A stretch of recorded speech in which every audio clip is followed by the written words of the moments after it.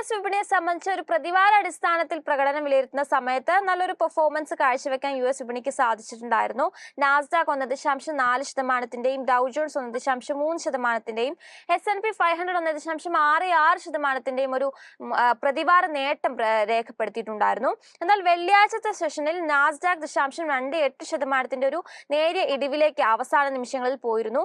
ഡൗ John's 0.16% ഒരു മുന്നേറ്റം രേഖപ്പെടുത്തിയപ്പോൾ S&P 500 ഒരു ഫ്ലാറ്റ് നോട്ടിലായിരുന്നു വ്യാപാരം അവസാനിപ്പിച്ചത്.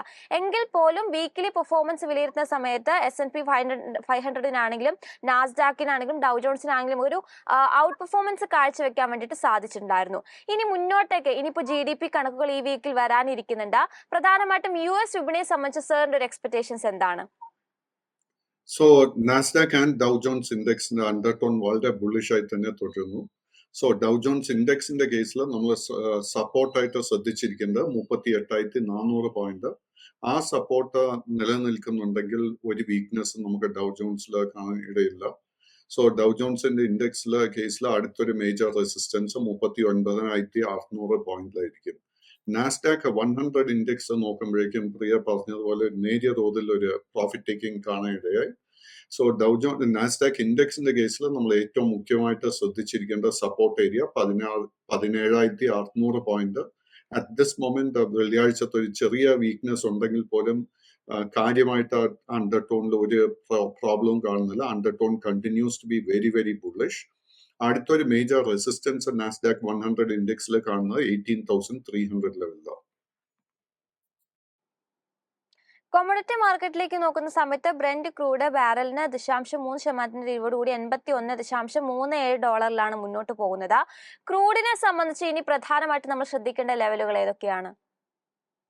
So ക്രൂഡിന്റെ കേസിൽ I am talking about WTI crude. So WTI ക്രൂഡിന്റെ കേസിൽ $81 80-81 ആ ഒരു റേഞ്ചിൽ വളരെ സ്ട്രോങ് ആയിട്ട് ഒരു റെസിസ്റ്റൻസ് ഉണ്ട്. ആ ഒരു റെസിസ്റ്റൻസ് ബ്രേക്ക് ചെയ്യുമെന്ന എൻ്റെ ഒരു എക്സ്പെക്ടേഷൻ. ആ ഒരു റെസിസ്റ്റൻസ് ബ്രേക്ക് ചെയ്യപ്പെട്ടാൽ നമുക്ക് ക്രൂഡിന്റെ കേസിൽ വലിയൊരു മുന്നേറ്റം എക്സ്പെക്ട് ചെയ്യാം. ഗോൾഡിലേക്ക് വരുന്ന സമയത്ത് 0.24% ഒരു ഇടിവോടുകൂടി ഔൺസിന് 2030 എന്ന റേഞ്ചിലാണ് ഇപ്പോൾ മുന്നോട്ട് പോകുന്നത്. ഗോൾഡിനെ സംബന്ധിച്ച് ഇനി പ്രധാനമായിട്ട് നമ്മൾ ശ്രദ്ധിക്കേണ്ട ലെവലുകൾ ഏതൊക്കെയാണ്?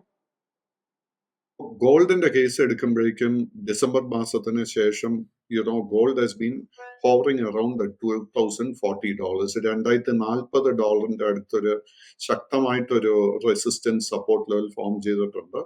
സോ നമ്മൾ ഈ ഒരു സപ്പോർട്ട് റെസിസ്റ്റൻസ് ലെവലിൽ ഒരു വടംവലിയ കണ്ടുകൊണ്ടിരിക്കുന്നത്.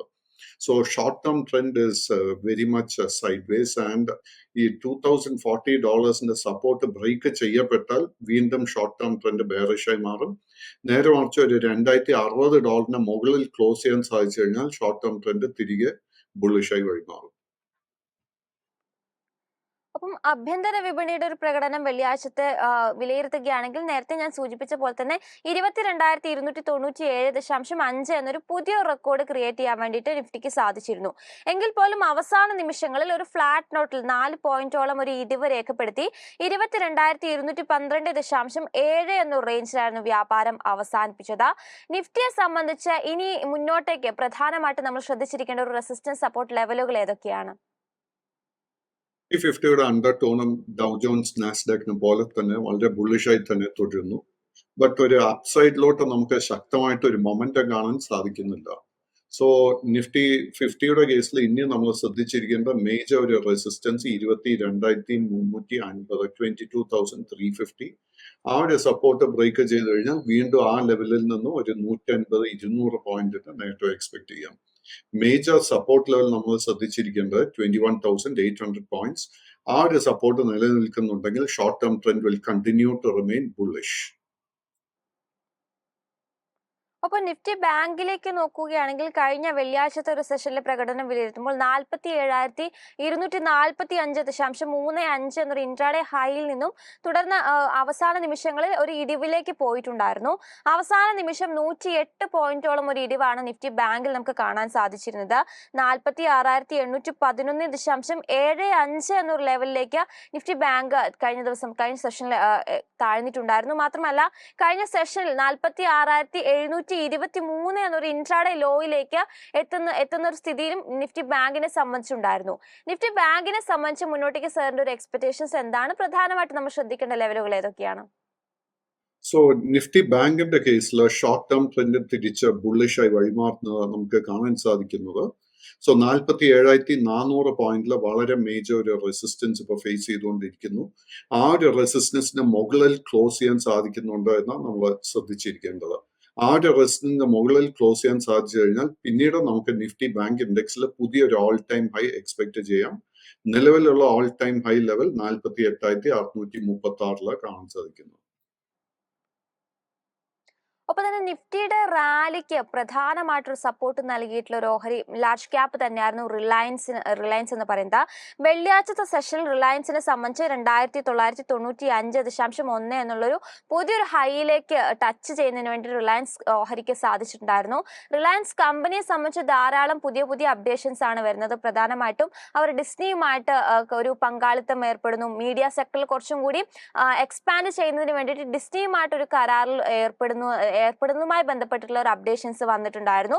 ഒപ്പം തന്നെ നമ്മളുടെ തദ്ദേശീയമായിട്ട് ഭാരത് GPT ഡെവലപ്പ് ചെയ്യുന്നതിന് വേണ്ടിയിട്ടും കൂടിയും റിലയൻസിന്റെ പങ്കാളിത്തം ഉണ്ട് എന്നുള്ള ഒരു ലേറ്റസ്റ്റ് അപ്ഡേഷൻസും കൂടി വന്നിട്ടുണ്ട്. പുതിയ model Bharat GPT Hanuman model അവതരിപ്പിക്കും എന്നുള്ള തരത്തിലുള്ള അപ്ഡേഷൻസും ഒക്കെ തന്നെ വരുന്നുണ്ട്. റിലയൻസിനെ സംബന്ധിച്ച് ഇനി പ്രധാനമായിട്ടും നമുക്ക് ശ്രദ്ധിച്ചിരിക്കേണ്ട ലെവലുകൾ എന്തൊക്കെയാണ്? റിലയൻസിന്റെ ഒരു മുന്നോട്ടേക്കുള്ള ട്രെൻഡ് എങ്ങനെയാണ്? റിലയൻസിന്റെ അണ്ടർടോൺ നവംബർ മാസത്തിന് ശേഷം ബുള്ളിഷായി വഴിമാറിയിരുന്നു. ആൻഡ് അണ്ടർടോണിൽ ഒരു മാറ്റവും നമുക്ക് കാണാൻ സാധിക്കില്ല. Undertone continues to be very very bullish. നമ്മുടെ കൈവശം ലോങ് പൊസിഷൻ ഉണ്ടെങ്കിൽ അത് മെയിൻറ്റെയിൻ ചെയ്തുകൊണ്ട് തന്നെ ഇരിക്കുക. പുതിയ ലോങ് പൊസിഷൻസ് ഈ ഹൈ ലെവൽസിൽ അഡ്വൈസബിൾ അല്ല. ആൻഡ് നമുക്ക് റിലയൻസിന്റെ കേസിൽ ഈ ലെവലിൽ നിന്നും വീണ്ടും ഒരു 100-150 രൂപയുടെ നേട്ടം എക്സ്പെക്ട് ചെയ്യാം. റിലയൻസിനോടൊപ്പം തന്നെ ഞാൻ കൂടെ ചോദിക്കുന്നത് ജിയോ ഫിനാൻഷ്യലിന്റെ കാര്യം തന്നെയാണ്. കാരണം ജിയോ ഫിനാൻഷ്യലിനെ സംബന്ധിച്ച 2 ലക്ഷം കോടി എന്നുള്ള മാർക്കറ്റ് ക്യാപ്പ് മറികടന്ന് മുന്നേറാൻ വേണ്ടിയിട്ട് ജിയോ ഫിനിനും സാധിച്ചിട്ടുണ്ടായിരുന്നു.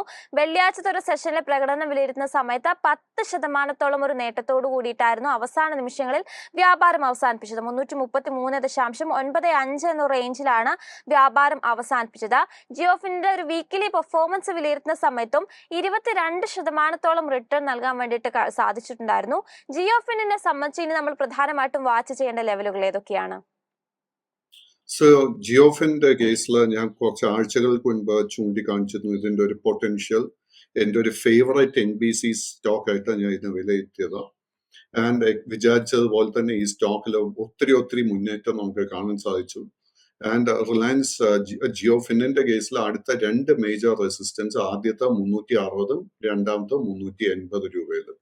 സോ ആ ഒരു ലെവൽ എത്തുമ്പോഴേക്കും നമുക്ക് ആൻഡ് ഈവൻ കറന്റ് ലെവൽസിൽ തന്നെ നമുക്കൊരു അല്പം വോളറ്റിലിറ്റിക്ക് വേണ്ടി നമ്മൾ പ്രിപ്പയർഡ് ആയിരിക്കണം. കാര്യം 300, 240, 260 ഈ റേഞ്ചിലൊക്കെ ലോങ് പൊസിഷൻ എടുത്ത ട്രേഡേഴ്സ് ഒക്കെ പ്രോഫിറ്റ് ബുക്കിങ്ങിന് വേണ്ടി ഒരുക്കമായി കാണണം. സോ അങ്ങനെ ഒരു കറക്ഷൻ നടക്കുന്ന സമയത്ത് നമുക്കൊരു 300-310 റേഞ്ചിൽ പുതിയ ലോങ് പൊസിഷൻ എടുക്കാൻ സാധിക്കുന്നുണ്ടെങ്കിൽ മാത്രം പുതിയ ലോങ് പൊസിഷൻ കൺസിഡർ ചെയ്യുക. ഈ ഹൈ ലെവൽസിൽ നോ ന്യൂ ലോങ് പൊസിഷൻസ്. ഒപ്പം തന്നെ കഴിഞ്ഞ ദിവസത്തിൽ നമ്മൾ ഇന്ത്യൻ ഫിനാൻഷ്യൽ മേഖലയെ സംബന്ധിച്ച് വളരെ ശക്തമായിട്ടുള്ളൊരു ലോൺ ഗ്രോത്തും ഡെപ്പോസിറ്റ് ഗ്രോത്തും ഒക്കെ തന്നെ ബാങ്കുകൾക്ക് രേഖപ്പെടുത്താൻ വേണ്ടിയിട്ട് സാധിച്ചിരുന്നെങ്കിൽ പോലും മുന്നോട്ടേക്ക് ഒരു കോഷ്യസ് ആയിട്ടുള്ള ഒരു സ്റ്റാൻസ് അല്ലെങ്കിൽ ആ ഒരു കാര്യത്തിൽ ആശങ്ക അറിയിച്ചുകൊണ്ട് ഗോൾഡ്മാൻ സാക്സ് പല ബാങ്കിങ് സ്റ്റോക്കുകളുടെയും റേറ്റിംഗ് ഡൗൺഗ്രേഡ് ചെയ്തിട്ടുണ്ടായിരുന്നു. അത്തരത്തിൽ യെസ് ബാങ്കിന്റെ റേറ്റിംഗ് ഇതേപോലെ ഡൗൺഗ്രേഡ് ചെയ്തിട്ടുണ്ടായിരുന്നു. കഴിഞ്ഞ ദിവസത്തിൽ യെസ് ബാങ്കിനെ സംബന്ധിച്ച് 4% ഒരു ഇടിവ് രേഖപ്പെടുത്തി 26 രൂപ 20 പൈസ എന്ന റേഞ്ചിലായിരുന്നു വ്യാപാരം അവസാനിപ്പിച്ചത്. യെസ് ബാങ്കിനെ സംബന്ധിച്ച് കഴിഞ്ഞൊരു വീക്കിലും ഒരു നെഗറ്റീവ് റിട്ടേൺ ആണ് ഈ ഒരു ഓഹരി നൽകിയിരിക്കുന്നതെന്ന് കാണാൻ സാധിക്കും. 4% ഒരു ഇടിവായിരുന്നു ഈ ഒരു ഓഹരിയിൽ നമുക്ക് കാണാൻ സാധിച്ചത്. യെസ് ബാങ്കിനെ സംബന്ധിച്ച് സാറിന്റെ ഒരു വിലയിരുത്തൽ എന്താണ്? സോ യെസ് ബാങ്കിന്റെ undertone is very very bullish. And yes ബാങ്കിന്റെ കേസ് എടുക്കുമ്പോഴേക്കും കഴിഞ്ഞ 5-8 സെഷൻസിൽ നമുക്ക് നല്ലൊരു പ്രോഫിറ്റ് ബുക്കിങ്ങും കാണാൻ ഇടയായിട്ടുണ്ട്. ആൻഡ് നമ്മൾ ഈ കമ്പനിയുടെ ഫൈനാൻഷ്യൽസിൽ കംഫർട്ടബിൾ ആണെങ്കിൽ നമ്മൾ ഗോൾഡ്മാൻ സാക്സിന്റെ റിപ്പോർട്ട് വിലയിരുത്തേണ്ട. നമുക്ക് ധൈര്യമായിട്ട് ഈ സ്റ്റോക്കിൽ കറന്റ് ലെവൽസിൽ തന്നെ ലോങ് പൊസിഷൻ കൺസിഡർ ചെയ്യാം, purely from A short term perspective. അങ്ങനെ ഒരു ലോങ് പൊസിഷൻ എടുക്കാൻ ആഗ്രഹിക്കുന്നുണ്ടെങ്കിൽ നമ്മൾ മേജർ സപ്പോർട്ടായിട്ട് ശ്രദ്ധിച്ചിരിക്കേണ്ടത് 22 രൂപയും മേജർ റെസിസ്റ്റൻസ് ആയിട്ട് ശ്രദ്ധിച്ചിരിക്കേണ്ടത് 34 രൂപയും. അതോടൊപ്പം തന്നെ ഇടിവോടുകൂടി വ്യാപാരം അവസാനിപ്പിച്ച മറ്റൊരു ഓഹരി SBI തന്നെയായിരുന്നു. SBI സംബന്ധിച്ച് 1% ഇടിവ് കഴിഞ്ഞ ദിവസത്തെ ട്രേഡിംഗ് സെഷനിൽ രേഖപ്പെടുത്തിയിട്ടുണ്ടായിരുന്നു. SBI വീക്കിലി പെർഫോമൻസ് വിലയിരുത്തുന്ന സമയത്തും ഒരു ഫ്ലാറ്റ് നോട്ടിലായിരുന്നു ഈ SBIയുടെ ഓഹരികൾ പെർഫോം ചെയ്തിരുന്നത് നമുക്ക് കാണാൻ സാധിക്കുന്നുണ്ട്. SBI സംബന്ധിച്ച് സാറിന്റെ ഒരു എക്സ്പെക്ടേഷൻസ് എന്താണ്? SBIയിൽ നമുക്കൊരു പൊസിഷൻ എടുക്കേണ്ട ഒരു സമയമായിട്ടുണ്ടോ? ഫോർച്ചുനേറ്റ്ലി SBIയുടെ കേസിൽ നമുക്ക് പുതിയ പൊസിഷൻ ഈ ഹൈ ലെവൽസിൽ എടുക്കാൻ സാധിക്കത്തില്ല. കഴിഞ്ഞ വ്യാഴാഴ്ചത്തെ ട്രേഡിംഗിലായിരുന്നു ഈ stock record all time high 780 രൂപയ്ക്ക് അടുത്ത് ട്രേഡ് ചെയ്തത്. സോ നമ്മൾ ഈ സ്റ്റോക്കിന്റെ നവംബർ മുതലുള്ള പെർഫോമൻസ് നോക്കിക്കഴിഞ്ഞാൽ 560 രൂപയിൽ ട്രേഡ് ചെയ്തിരുന്ന സ്റ്റേറ്റ് ബാങ്ക് ഓഫ് ഇന്ത്യ വ്യാഴാഴ്ചത്തെ ട്രേഡിംഗിൽ 780 രൂപ വരെ നമുക്ക് നേട്ടം നൽകിയിട്ടുണ്ട്. സോ നമ്മൾ ഈ ഒരു കറന്റ് ലെവൽസിൽ പ്രോഫിറ്റ് ടേക്കിങ്ങിന് വേണ്ടി നമ്മൾ പ്രിപ്പയർഡ് ആയിരിക്കണം. അങ്ങനെ പ്രോഫിറ്റ് ടേക്കിംഗ് നടക്കുന്ന സമയത്ത് നമുക്ക് 700, 710 ആ ഒരു റേഞ്ചിൽ ലോങ് പൊസിഷൻ എടുക്കാൻ സാധിക്കുന്നുണ്ടെങ്കിൽ മാത്രം പുതിയ ലോങ് പൊസിഷൻ കൺസിഡർ ചെയ്യുക. യെസ്. ഒപ്പം തന്നെ കഴിഞ്ഞ വെള്ളിയാഴ്ചത്തെ സെഷനിൽ ഒരു ഇടിവോടുകൂടി വ്യാപാരം അവസാനിപ്പിച്ച മറ്റൊരു ഓഹരിയായിരുന്നു ഏഷ്യൻ പെയിന്റ്സ്. ഏഷ്യൻ പെയിന്റ്സിനെ സംബന്ധിച്ച് 1.25% ഒരു ഇടിവോടുകൂടി 2985 എന്ന റേഞ്ചിലായിരുന്നു വ്യാപാരം അവസാനിപ്പിച്ചിട്ടുണ്ടായിരുന്നത്. ഏഷ്യൻ പെയിന്റ്സിലുള്ള സാറിന്റെ ഒരു വ്യൂ എന്താണ്? ഏഷ്യൻ പെയിന്റ്സിന്റെ ട്രെൻഡ് നോക്കിക്കഴിഞ്ഞാൽ at the moment it is bearish. Long term and short term trend bearish ആയിട്ടാണ് കാണാൻ സാധിക്കുന്നത്. എങ്കിൽ പോലും ഏഷ്യൻ പെയിന്റ്സിന്റെ കേസിൽ കഴിഞ്ഞ 2-3 മാസങ്ങളായിട്ട് നമ്മൾ ശക്തമായിട്ട് ഒരു പ്രോഫിറ്റ് ടേക്കിംഗ് സെല്ലിംഗ് നമുക്ക് കാണാൻ സാധിച്ചത് in spite of excellent financial results. So നമ്മൾ ഏഷ്യൻ പെയിന്റ്സിന്റെ കേസ് എടുക്കുമ്പോഴേക്കും 2880 രൂപയിൽ വളരെ മേജർ സപ്പോർട്ട് ലെവൽ എനിക്ക് കാണാൻ സാധിക്കുന്നുണ്ട്. നമ്മൾ ഈ കമ്പനിയുടെ ഫൈനാൻഷ്യൽസിൽ കംഫർട്ടബിൾ ആയിട്ട് നമുക്ക് ഒരു ലോങ് ടേമിന് വേണ്ടി നമുക്ക് ഏഷ്യൻ പെയിന്റ്സിൽ ഒരു പൊസിഷൻ എടുക്കാൻ ആഗ്രഹമുണ്ടെങ്കിൽ കറന്റ് ലെവൽസിൽ നമ്മൾ തീർച്ചയായിട്ടും ഒരു ലോങ് പൊസിഷൻ കൺസിഡർ ചെയ്യണം. അങ്ങനെ ഒരു പൊസിഷൻ എടുക്കുന്നുണ്ടെങ്കിൽ മേജർ റെസിസ്റ്റൻസ് ഫേസ് ചെയ്യാൻ പോകുന്ന ആദ്യത്തെ 3160, അതിനെ തുടർന്ന് 3200, അതിനെ തുടർന്ന് 3250. ഒപ്പം തന്നെ റീസെന്റ്ലി ലിസ്റ്റ് ചെയ്യപ്പെട്ട ഒരു ഓഹരിയെ കുറിച്ചാണ് ചോദിക്കാൻ ആഗ്രഹിക്കുന്നത്. ഫെഡ് ബാങ്ക് ഫിനാൻഷ്യൽ സർവീസസ് കഴിഞ്ഞ ദിവസത്തിൽ ഒരു 0.5% ഇടിവ് ഈ ഒരു ഓഹരി പ്രകടമാക്കിയിരുന്നു. 128 രൂപ 25 പൈസ എന്ന റേഞ്ചിലായിരുന്നു വ്യാപാരം അവസാനിപ്പിച്ചത്. ഫെഡ് ബാങ്കിന്റെ ഒരു പ്രകടനം വിലയിരുത്തും ലിസ്റ്റ് ചെയ്തതിന് ശേഷമുള്ള അതിന്റെ പ്രകടനം വിലയിരുത്തുന്ന സമയത്ത് അത്ര തന്നെ ഇംപ്രസീവ് ആയിട്ടുള്ള റിട്ടേൺ നൽകാൻ വേണ്ടിയിട്ട് ഈ ഒരു സ്റ്റോക്കിന് സാധിച്ചിട്ടില്ല. ഫെഡ് ബാങ്ക് ഫിനാൻഷ്യൽ സർവീസസിലുള്ള സാറിന്റെ ഒരു വ്യൂ എന്താണ്? പ്രിയ, നമ്മൾ കഴിഞ്ഞ 3 വർഷത്തെ പുതിയതായിട്ട് ലിസ്റ്റ് ചെയ്യപ്പെട്ട സ്റ്റോക്സിന്റെ ഒരു ട്രെൻഡ് പരിശോധിച്ചു കഴിഞ്ഞാൽ നമുക്ക് മനസ്സിലാവുന്ന എന്താന്ന് വെച്ച് കഴിഞ്ഞാൽ ഇൻവെസ്റ്റ്മെന്റ് ബാങ്ക്സിന്റെ അത്യാർത്ഥി കൊണ്ട് ഓൾമോസ്റ്റ് എല്ലാ IPO സ്റ്റോക്സും ഓവർ വാല്യൂഡ് ആയിട്ടാണ് നമുക്ക് കാണാൻ സാധിക്കുന്നത്. സോ ഈ ഓവർ വാല്യുവേഷനെ തുടർന്ന് സ്റ്റോക്സ് ഒക്കെ തന്നെ ലിസ്റ്റ് ചെയ്യുന്ന സമയത്ത് കനത്ത സെല്ലിംഗ് നേരിടാറുണ്ട്. സോ അതിന്റെ ഏറ്റവും നല്ല 2 എക്സാമ്പിൾസ് ആ life insurance corporation of India, രണ്ടാമത്തെ ജിയോ ഫൈനാൻഷ്യൽസ്. സോ ഈ 2 സ്റ്റോക്ക് നമ്മൾ നോക്കിക്കഴിഞ്ഞാൽ ആ ഒരു സെല്ലിംഗ് പ്രഷർ അവസാനിച്ചതിന് ശേഷം നല്ല മികച്ച റിട്ടേൺസ് ഇൻവെസ്റ്റേഴ്സിന് നൽകിയിട്ടുണ്ട്. അടുത്ത കാലത്ത് ലിസ്റ്റ് ചെയ്യപ്പെട്ട 3-4 സ്റ്റോക്സിൽ അതേ ഒരു പാറ്റേൺ നമുക്ക് കാണാൻ സാധിക്കുന്നുണ്ട്.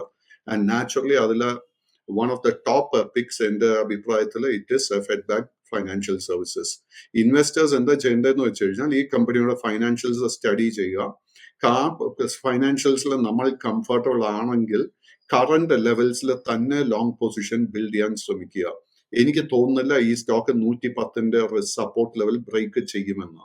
ആദ്യത്തെ ഒരു റെസിസ്റ്റൻസ് ഇത് ഫേസ് ചെയ്യാൻ പോകുന്ന 135 രൂപയില.